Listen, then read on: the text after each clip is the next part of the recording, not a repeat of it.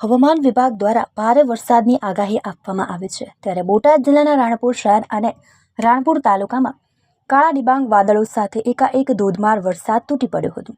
એકાએક ધોધમાર વરસાદ તૂટી પડતા જાહેર માર્ગો પર વરસાદના પાણી ફરી વળ્યા હતા। રાણપુર શહેરમાં એકાએક ધોધમાર વરસાદ વરસતા મેઇન બજારોમાં વરસાદના પાણી ભરાઈ ગયા હતા, જેને લઈને વાહન ચાલકોને ભારે હાલાકીનો સામનો કરવો પડ્યો હતો।